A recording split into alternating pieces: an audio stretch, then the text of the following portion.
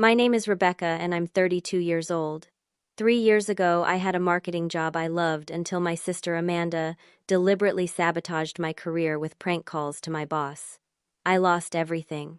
When I finally rebuilt my life and found unexpected success, my entire family suddenly reappeared, hands outstretched for money.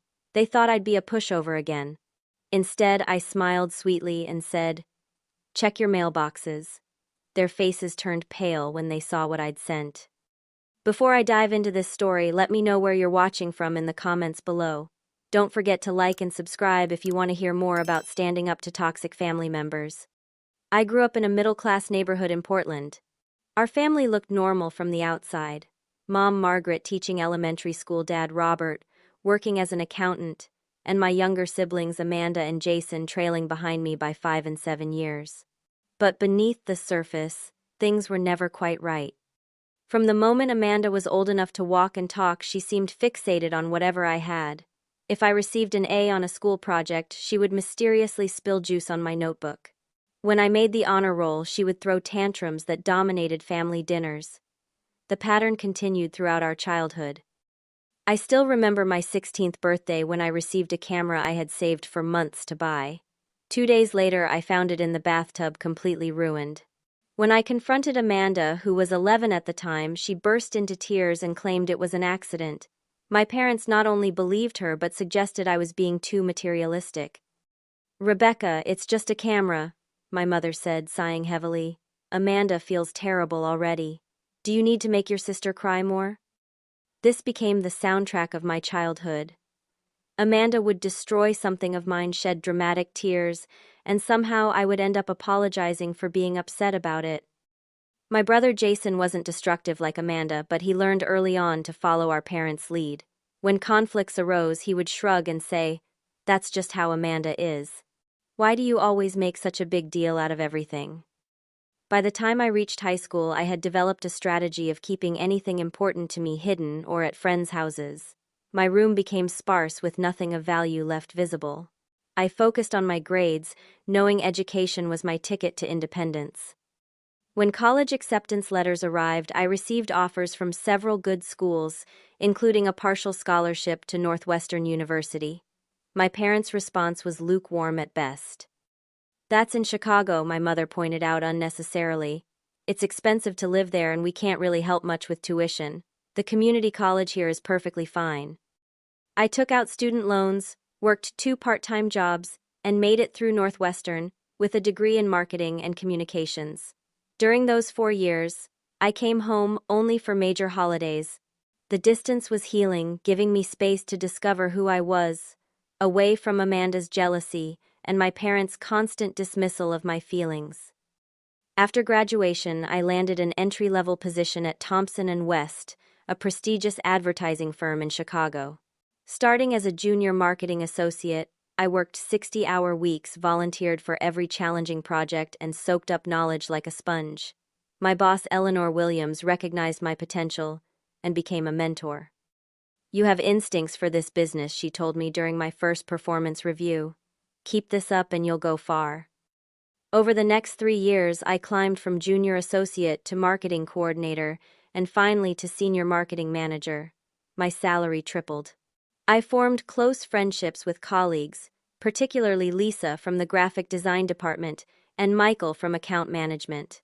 For the first time, I felt valued and respected. With my growing financial stability, I purchased a small but beautiful apartment in Lincoln Park.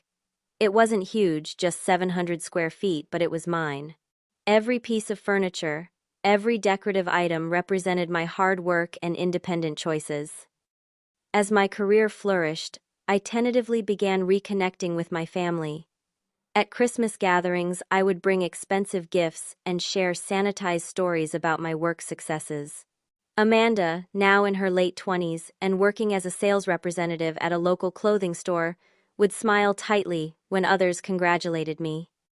My parents seemed proud of my accomplishments, at least on the surface.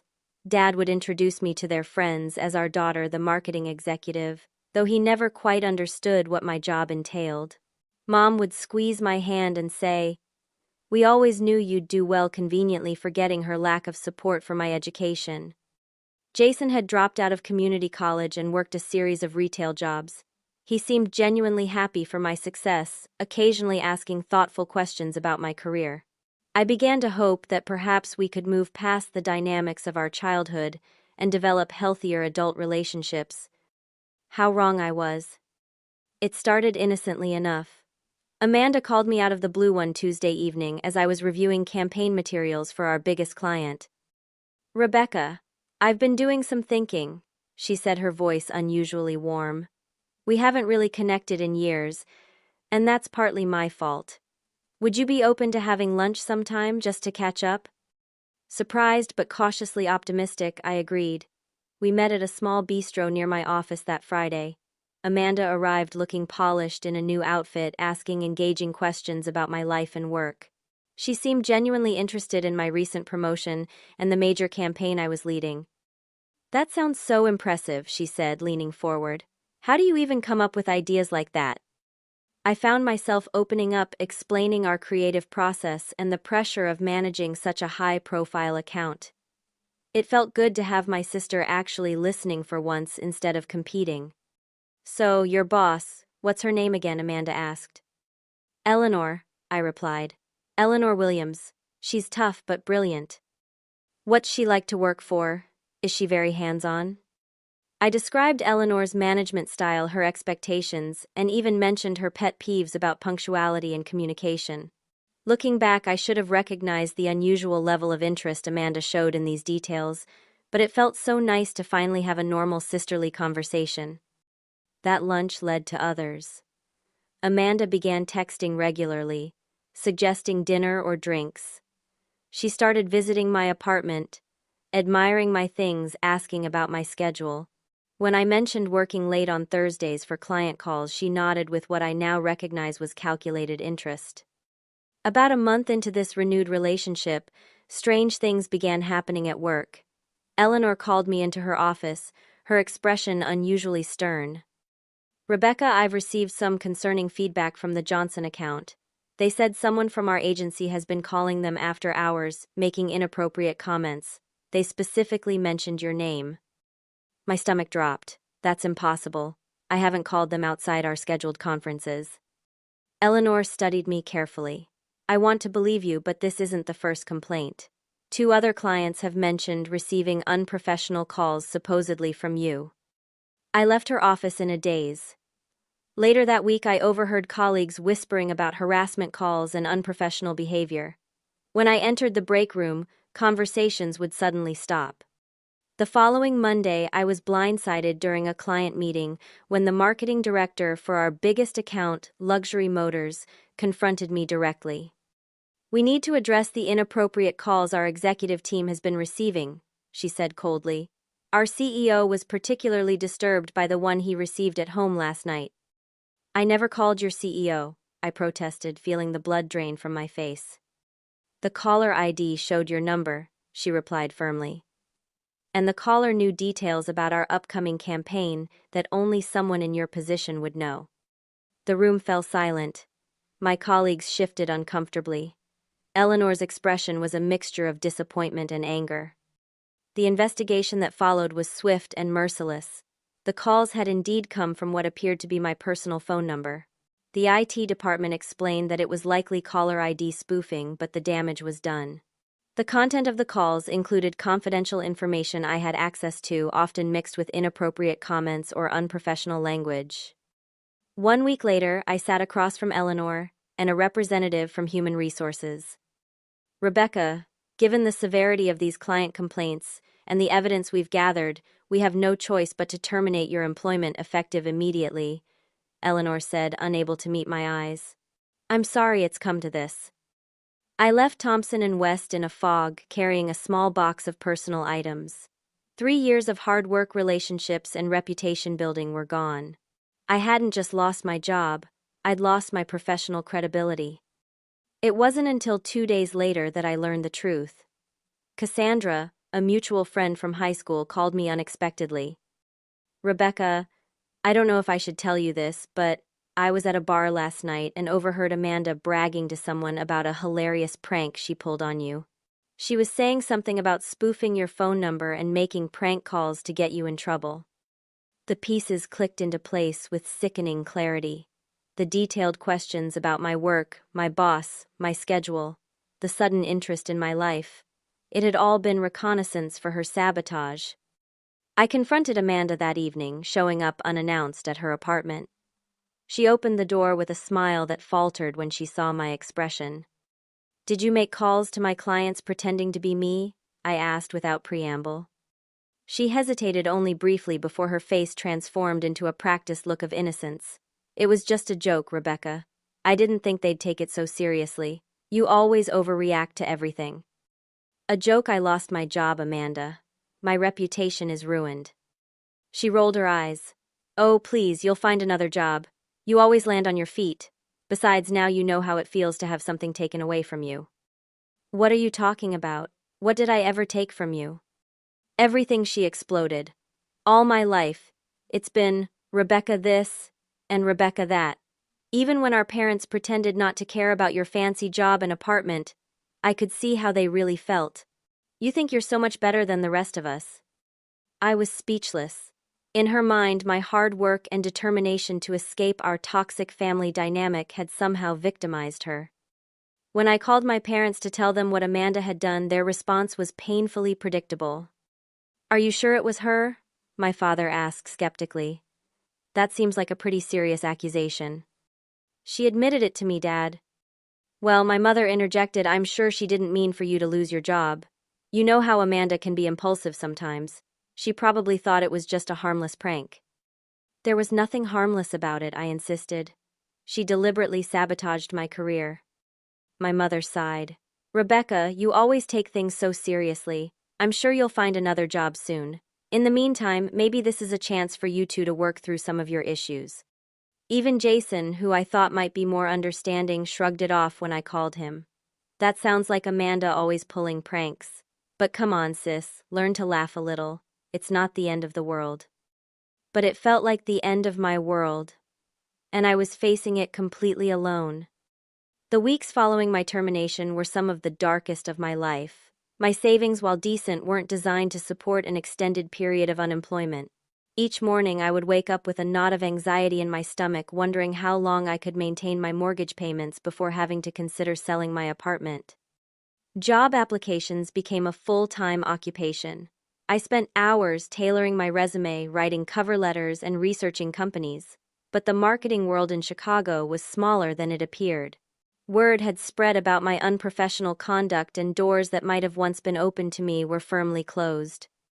"We were very impressed with your portfolio," one interviewer told me, "but we received some concerning feedback when checking your references." Eleanor, once my mentor, now provided lukewarm recommendations at best. She never outright said I had harassed clients, but her careful wording and notable omissions spoke volumes. Only Lisa from the graphic design department remained loyal, assuring potential employers of my character and work ethic whenever she could. Most of my former colleagues disappeared from my life. Invitations to happy hours and weekend brunches stopped. Michael, who I'd considered a close friend, sent a brief text saying he thought it best to maintain professional distance given the circumstances. As my financial situation grew more precarious, I was forced to cancel my therapy sessions, cut back on groceries, and eliminate any non-essential expenses. The beautiful apartment that had once represented my independence now felt like a trap filled with reminders of a life I could no longer afford. Throughout this period, my family's response was salt in the wound. My mother would call with updates about Amanda's work successes or to relate neighborhood gossip, never asking how I was managing or if I needed help. When I tried to discuss my ongoing struggle to find employment, she would quickly change the subject. "You know what you need. A nice vacation. Clear your head," she suggested once, completely disconnected from my financial reality. My father was no better. "The job market is tough right now," he'd offer, as if I were a recent graduate struggling with normal entry-level challenges, rather than someone whose career had been deliberately sabotaged by his other daughter.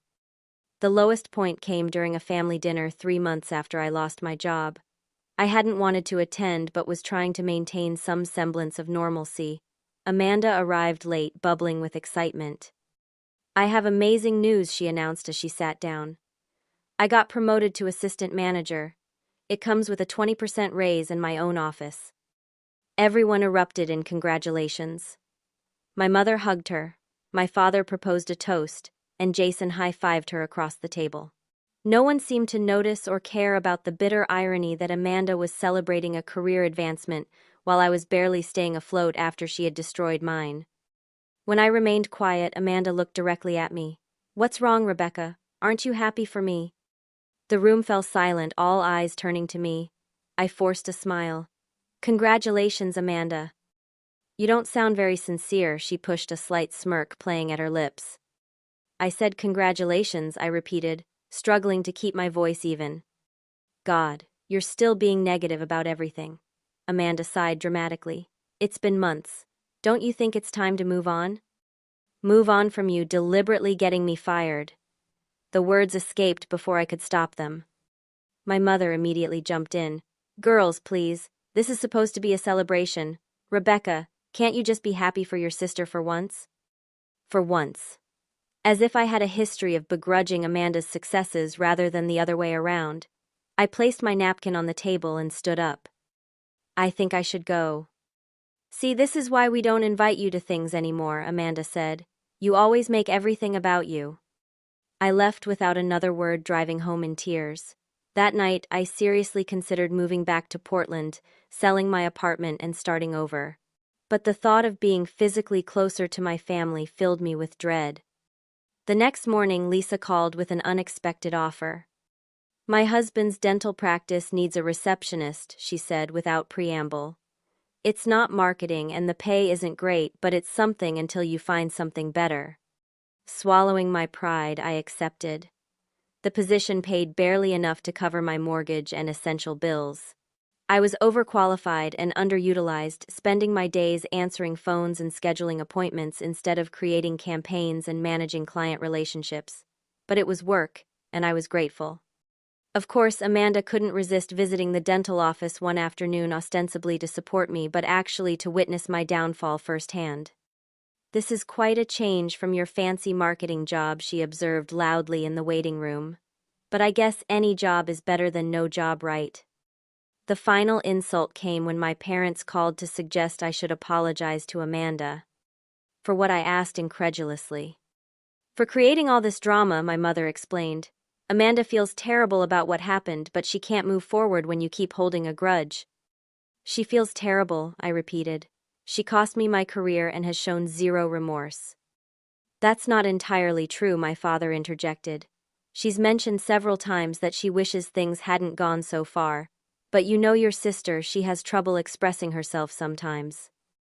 The conversation left me feeling like I was losing my grip on reality. Somehow, in my family's twisted narrative, I had become the villain for not graciously accepting Amanda's deliberate sabotage of my life. 6 months into my job as a dental receptionist, I had settled into a routine of quiet resignation. My apartment was still mine, though barely. My savings were depleted. My once thriving social life had contracted to occasional coffee with Lisa and rare calls with a couple of college friends who lived out of state. I was surviving, not living. Then came the day that pushed me to my breaking point, and ironically toward my salvation. It was a Tuesday afternoon when Amanda walked into the dental office with 2 women I didn't recognize. They were dressed in expensive clothes, carrying designer purses, and looking around the waiting room with barely disguised disdain. "This is where my sister works now," Amanda announced loudly, gesturing toward the reception desk where I sat frozen. "Rebecca, these are my friends from the country club, Natalie and Taylor." The women gave me tight smiles as Amanda continued.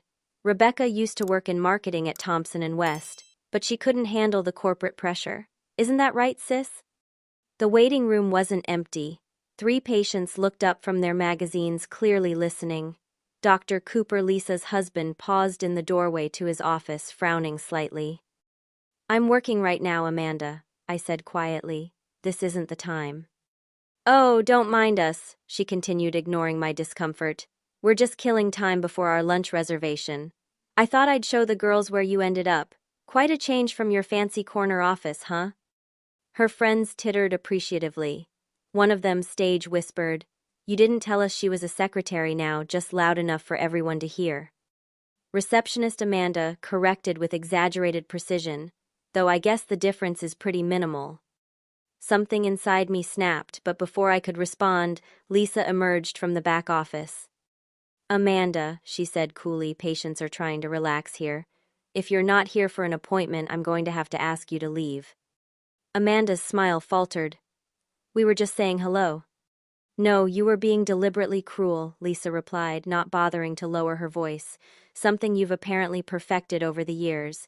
Now please leave before I call security. Red-faced Amanda gathered her friends and departed, but not before shooting me a venomous look that promised this wasn't over. That evening alone in my apartment, I finally allowed myself to feel the full weight of my situation. I cried until I was empty, mourning not just my lost career but the family I had never truly had. The parents who had never protected me, the sister whose jealousy had poisoned our relationship from childhood, the brother who lacked the courage to stand up for what was right. I was exhausted, drained, and oddly calm when I opened my laptop around midnight to check my email. Among the usual promotional messages and bills was a response to a job application I'd submitted weeks earlier and nearly forgotten about. Dear Miss Walker, it read, we were impressed by your portfolio and would like to invite you to interview for the Senior Marketing Strategist position at Bluescale Innovation. Please let us know your availability for next week. Bluescale was a digital marketing startup that had been making waves in the industry. Founded by Catherine Parker, a former Google executive, it specialized in innovative campaigns for tech companies and sustainable brands. It was exactly the kind of place I had dreamed of working before everything fell apart. I responded immediately, suggesting several time slots. To my surprise, I received a reply within minutes despite the late hour. Perfect. How about Wednesday at 10? Looking forward to meeting you, Catherine. The interview was unlike any I'd experienced before. Catherine Parker, a dynamic woman in her early 40s, dispensed with traditional questions about my 5-year plan or greatest weaknesses. Instead, she pulled up campaigns from my portfolio on a large screen and asked me to walk her through my creative process. This campaign for luxury motors was particularly interesting, she said, displaying the very project that had been in progress when I was fired. What was your inspiration here? I hesitated, unsure how much to reveal about the circumstances of my departure from Thompson & West. Catherine seemed to sense my discomfort. Let me be direct, Rebecca. I called Eleanor Williams before this interview. My heart sank. This was where the opportunity would evaporate, just like all the others. She told me you were terminated following client complaints about inappropriate calls, Catherine continued. But she also mentioned something interesting. The calls continued after your departure, which made her wonder if they had been right to let you go. I stared at her, processing this new information. The calls continued. Catherine nodded. According to Eleanor, 2 more clients received similar calls a month after you left. The IT department confirmed they came from your number, which was obviously impossible since you no longer had access to client information. She leaned forward. I don't know what happened, and frankly, I'm more interested in your capabilities than office politics. Your portfolio speaks for itself. The position pays double what Thompson & West was offering, includes creative control over major campaigns, and starts next Monday. Are you interested? I couldn't speak for a moment. When I found my voice, it was barely above a whisper. Yes. Absolutely yes. Good, Catherine smiled. Welcome to Bluescale. The following Monday, I walked into Bluescale's modern open office space, feeling like I'd been given a second chance at life. My new colleagues, Daniel from content creation and Stephanie from social media strategy, welcomed me warmly. By the end of my first week, I had already been assigned to lead a campaign for a major sustainable technology company. I told no one in my family about my new job. Not my parents, not Jason, and certainly not Amanda. Lisa was the only person from my previous life who knew about this fresh start, and she promised to keep it confidential. The campaign I led went viral within weeks of launch, increasing our clients' engagement by 300% and driving record sales. Catherine called me into her office to personally congratulate me. This is exactly why I hired you, she said, sliding a folder across her desk. which is also why I'm promoting you to marketing director, effective immediately. The folder contained details of a substantial salary increase, expanded benefits, and equity in the company. 8 months after hitting rock bottom, I was not only back on my feet but soaring higher than ever before. With my new financial security, I was able to pay off the remainder of my mortgage and eventually purchase a new home in an exclusive neighborhood north of the city. I built new friendships with my colleagues, began dating Daniel from the content team, and slowly created a life rich with genuine connections. For almost a year, I had no contact with my family. I blocked Amanda's number, limited my parents to brief text exchanges on holidays, and spoke to Jason only occasionally. I focused on healing, working with a therapist to process the betrayal and family dynamics that had shaped my life. I was finally at peace, until they found out about my success. The first contact came from Jason, a casual text on a random Tuesday. "Hey sis, haven't heard from you in ages. How's life treating you?" I responded with vague pleasantries, not mentioning my new position or financial situation. But within days, my mother called. "Rebecca, darling, Jason mentioned you have a new job. That's wonderful news. Where are you working now?" I was immediately suspicious of her sudden interest but provided minimal information. "A marketing firm called Bluescale. It's going well." "Bluescale," she repeated, and I could hear her typing in the background. "Oh my goodness, that's Catherine Parker's company, the one that just won all those industry awards. Rebecca, why didn't you tell us? This is huge." News travels fast in the digital age. Within a week, Amanda showed up unannounced at Bluescale's office, greeting the receptionist with saccharine sweetness. "I'm Amanda Walker, Rebecca's sister. I was in the neighborhood and thought I'd surprise her." I was in a meeting when the receptionist messaged me. Excusing myself, I found Amanda admiring the awards display in our lobby, dressed in what appeared to be new expensive clothing. "Amanda, what are you doing here?" She turned with a practiced smile.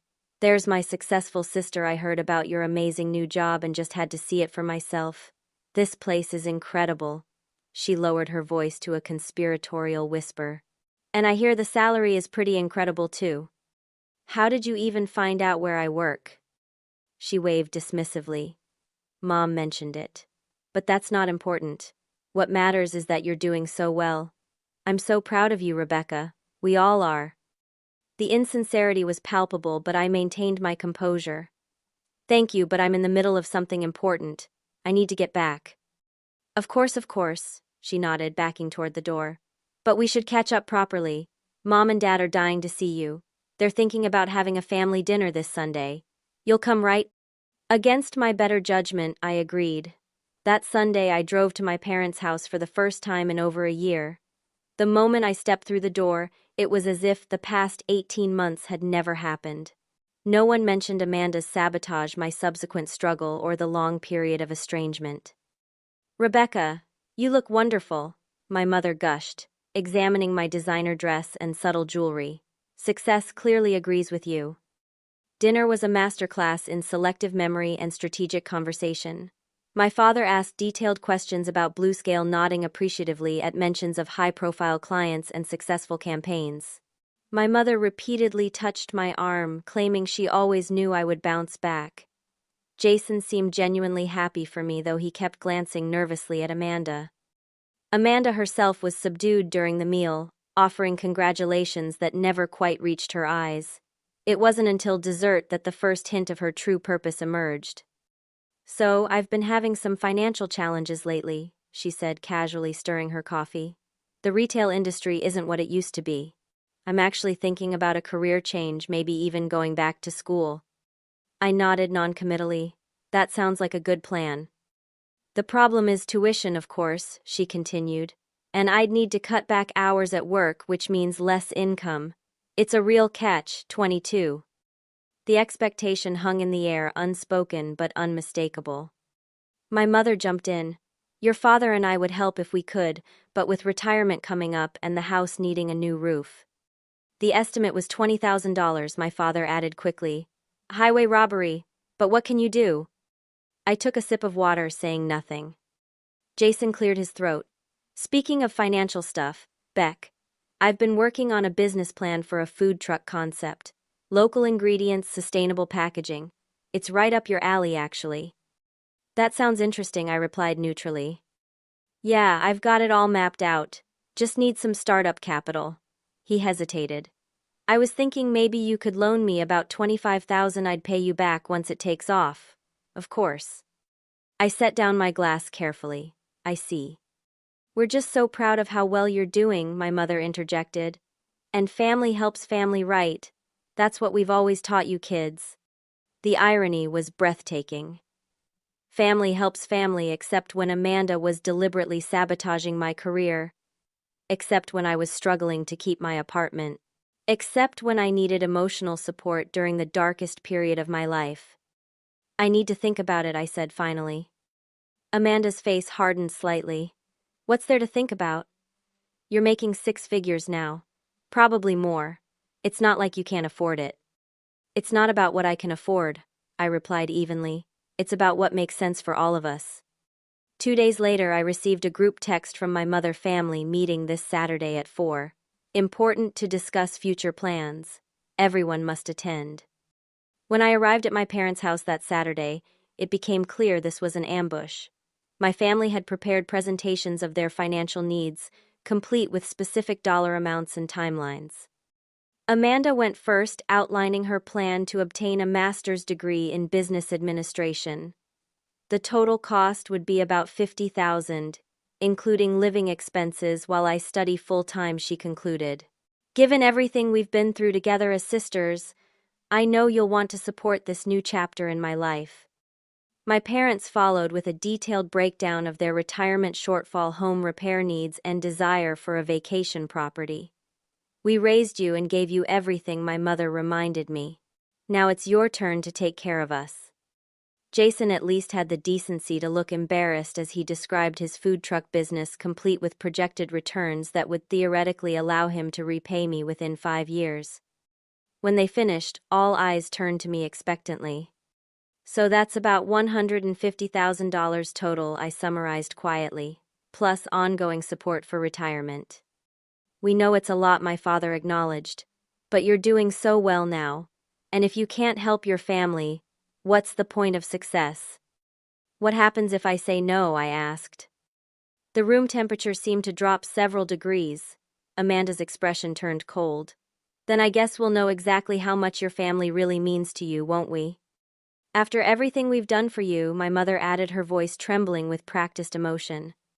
I looked at each of their faces, seeing the absolute certainty that I would comply. That, despite everything, I would still be the peacekeeper, the responsible one, the family ATM. I need some time to think about this, I said finally, to figure out what I can afford and what makes sense. How much time? Amanda demanded. A week, I replied. I'll have an answer for each of you in a week. They exchanged glances, clearly disappointed by the delay but confident in the eventual outcome. Fine, my father nodded. 1 week. I left their house and drove straight to Lisa's. As I recounted the ambush meeting, her outrage mirrored my own. They have some nerve, she fumed. After everything Amanda did, after how they all treated you, they expect you to just hand over cash. Absolutely not. I know, I agreed. But simply saying no doesn't feel like enough. They'll never understand what they did wrong. They'll just paint me as the villain again.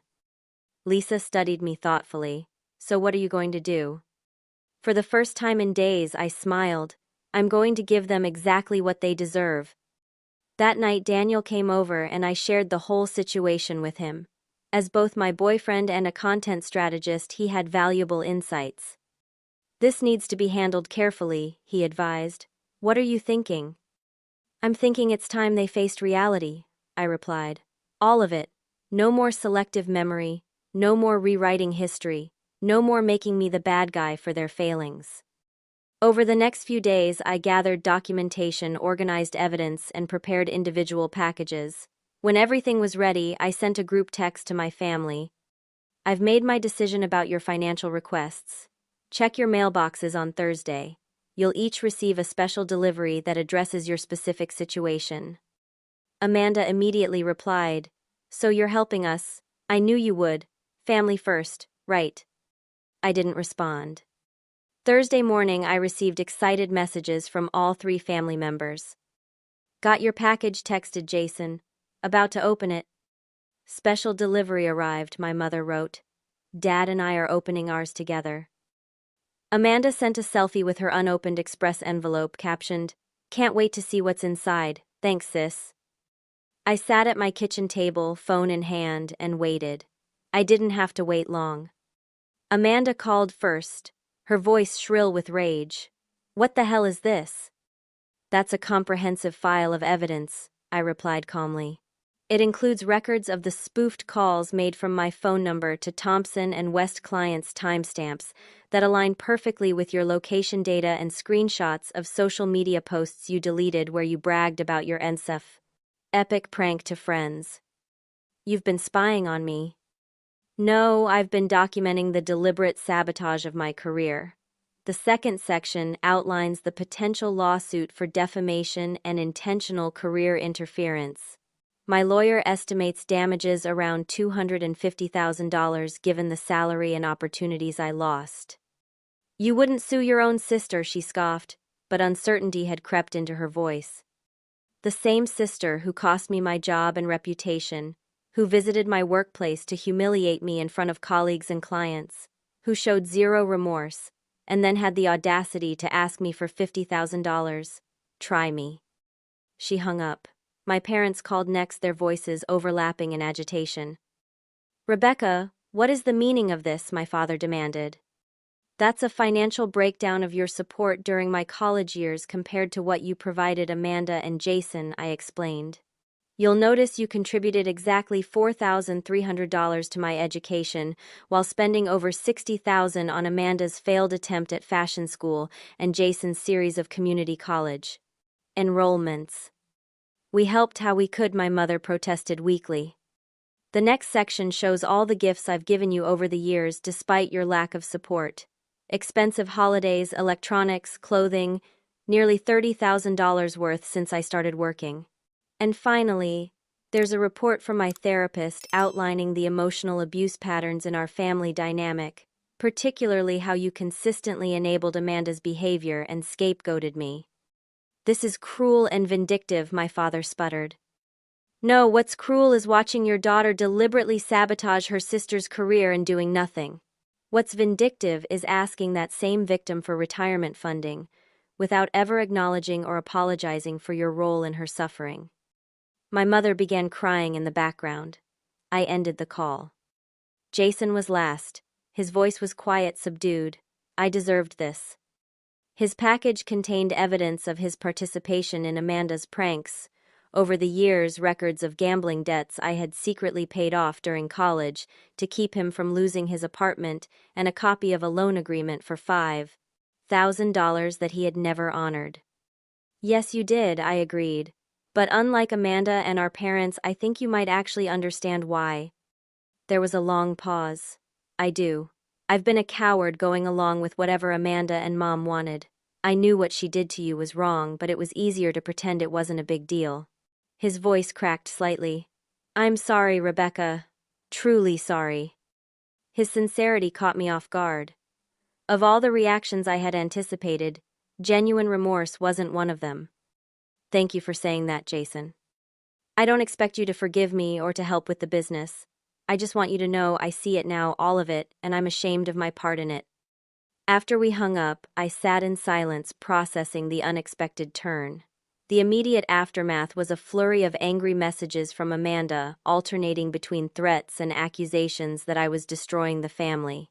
My parents called repeatedly, eventually leaving a voicemail saying we needed to discuss this situation like adults. 3 days later, I agreed to meet them at a neutral location, a quiet coffee shop downtown.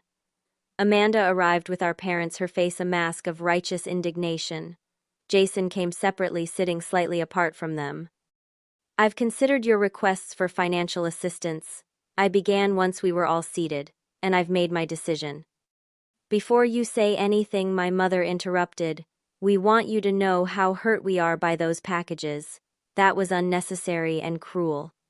"What's unnecessary and cruel is pretending the past didn't happen," I replied. Here's my offer: family therapy, with all of us participating honestly and fully. If after 6 months of consistent effort, a qualified therapist believes we've made genuine progress toward a healthy relationship, I'll consider specific, reasonable financial requests on a case-by-case basis. Therapy, Amanda scoffed. That's your solution. We need actual help, not some quack telling us how to feel. That's my only offer, I said firmly. Take it or leave it. This is ridiculous, Amanda stood up. You're holding money that could help your family hostage unless we jump through hoops and admit to things that didn't even happen the way you claim. Amanda, my father said quietly, sit down. Something in his tone made her pause. He turned to me, his expression serious. Your mother and I have discussed this. While we don't agree with how you've presented things, we recognize that mistakes may have been made. We're willing to try therapy if that's what it takes to heal this family. Amanda stared at him in disbelief. You can't be serious. She's manipulating all of us. Enough, my mother said firmly. Rebecca has made a fair offer considering the alternatives. The alternatives hung unspoken between us: the potential lawsuit, the evidence that could damage reputations and relationships beyond our immediate family. This is insane, Amanda grabbed her purse. I'm not sitting through therapy so Rebecca can play victim and hold financial assistance over our heads. Count me out. She stormed out of the coffee shop. My parents exchanged glances but remained seated. We'll do it, my father said finally, for the sake of this family. Jason, who had been silent until now, leaned forward. Me too. But not for money, because it's the right thing to do. After my parents left, Jason asked if he could speak with me privately. We walked to a nearby park, sitting on a bench overlooking a small pond. I meant what I said about being sorry, he began. And I want to make amends, not just talk about it. I've been thinking about what you said regarding my business plan. It's not fair to expect you to fund it, especially given our history. I appreciate that, Jason. But I still believe in the concept, he continued. So I've been talking to local banks about small business loans. I've lined up investors who are interested. I've done the work for once in my life, instead of looking for the easy way out. I studied him, seeing a maturity I hadn't noticed before. That's impressive.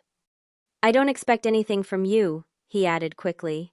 But if you wanted to look at the revised business plan sometime, I'd value your marketing perspective, not your money, just your professional opinion. His sincerity was touching. I can do that. Later that evening, I received a text from Jason. Thank you for today.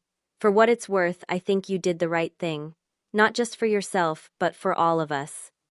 It was the first time anyone in my family had validated my perspective without qualification or expectation. A small step, but perhaps a significant one. 1 year later, my life had transformed in ways I could never have predicted.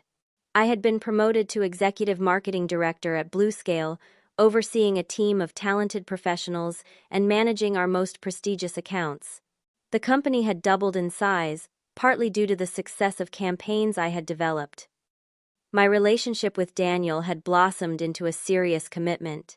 We had moved in together and were discussing engagement, building a partnership based on mutual respect and genuine support. Lisa remained my closest friend, a steadfast presence through every up and down. The family therapy sessions my parents had agreed to proved challenging but valuable.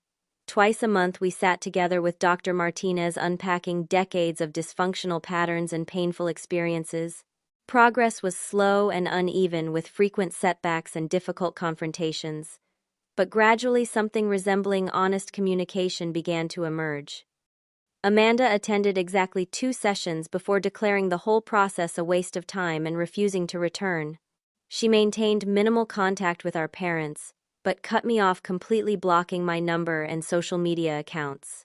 According to Jason, she had found a wealthy boyfriend and moved to Seattle, telling everyone she had outgrown our toxic family. My parents struggled with accountability at first, frequently falling back on excuses and minimization, but as months passed, they began to recognize the patterns Dr. Martinez pointed out. My father particularly seemed to have moments of genuine remorse about his role in enabling Amanda's behavior and dismissing my feelings.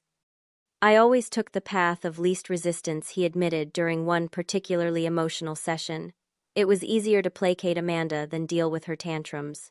Easier to expect you to be understanding than to enforce consequences. I failed you as a father, Rebecca, and I'm truly sorry. My relationship with them remained tentative, defined by careful boundaries and limited expectations. We had Sunday dinner together once a month, a cordial, if not entirely comfortable arrangement. They never again asked for financial assistance, though I did help with medical bills when my father underwent unexpected surgery.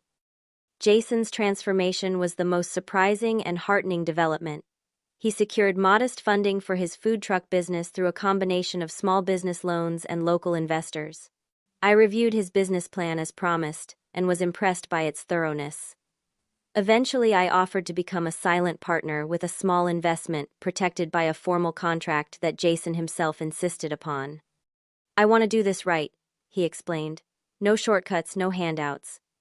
Green Wheel launched 6 months later, serving locally sourced, sustainably packaged food to downtown workers and tourists. It wasn't an overnight success, but Jason worked tirelessly, making adjustments based on customer feedback and market conditions. By the end of the first year, the business was breaking even with promising growth projections.